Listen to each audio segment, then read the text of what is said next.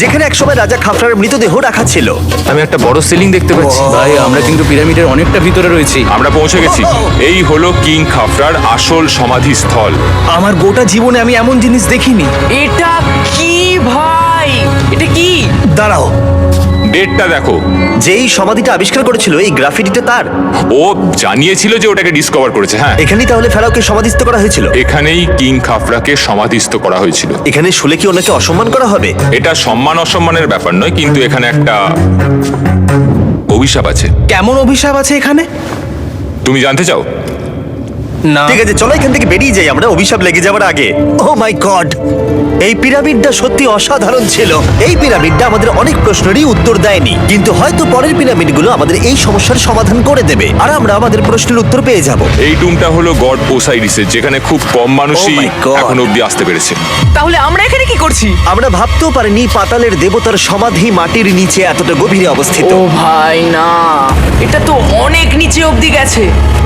আগে তুমি যাও কার্ল। ও মাই গড, ও মাই গড। আরে ও একটু আওয়াজ না করে নিচে নামছে কি করে?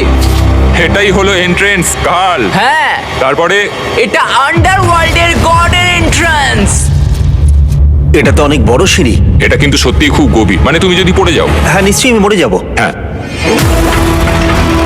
এটা কিন্তু সত্যি খুব ভয়ঙ্কর। আমার নিচে নামতে একদমই ইচ্ছা করছে না। আর যদি তোমাদের এটাতেও ভয় না লাগে তাহলে বলি এরপরে আমরা এটার মুখোমুখি হলাম। 3000 বছরের পুরনো মানুষের হাড়। ও মাই গড, আমি এটা কেন ধরে আছি? আচ্ছা এটা কি খুলি? এটা একটা খুলি। হ্যাঁ, ও মাই গড।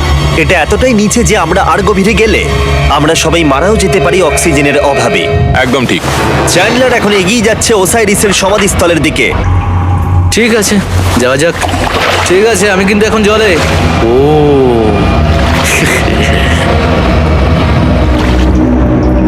তুমি বুঝতে পারছো এখানে অক্সিজেন তেমন নেই। আরে এটা কি? এখানে তো পাথর রয়েছে, এগুলো পাথরই তো।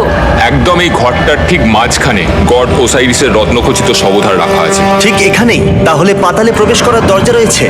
হ্যাঁ, তো নিচে যাওয়ার চেষ্টা করো। মানে পাতালে হ্যাঁ। শান্ত শান্ত শান্ত শান্ত। পারবে তুমি? ও মাই গড। এই সমাধিটাকে পাতালের প্রবেশদ্বার বলে মনে করা হয় আর এর আগে কোনো মানুষই এখানে আসেনি। ও এটা মাই কতটা গড, গভীর? আমি এখানে কেন এসেছি? আমি কেন ইউটিউবার হলাম? মানে সবাই মিলে ডান দিকের ওই কোণের দিকটা একবার দেখো। ওখানে একটা রাস্তা আছে, সেটা কোথায় যাচ্ছে কেউ জানে না। কাল ওখানে গিয়ে দেখো। আমি কি ওখানে যেতে পারি? জিমি, ওকে যেতে দিও না। আমার খুব ভয় লাগছে ভাই। কার্ড, এটা ভালো বুদ্ধি নয়। এটা প্রাচীন মিশরীয়দের একটা টানেল যার মধ্যে আজ অব্দি কেউ যায়নি। তোমার মতো পাগল আর কেউ নেই। একটু কি বলবে আমাদের ভেতরে কি দেখতে পাচ্ছো? আমি সামনে অনেকটা রাস্তা দেখতে পাচ্ছি আর এটা আস্তে আস্তে সরু হচ্ছে।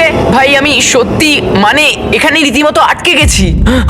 ও মাই গড, ও মাই কাল গড। তুমি ইতিহাসের পাতা নাম লেখালে। আমি আর একটু মনে হচ্ছে এগোতে পারবো ভাই।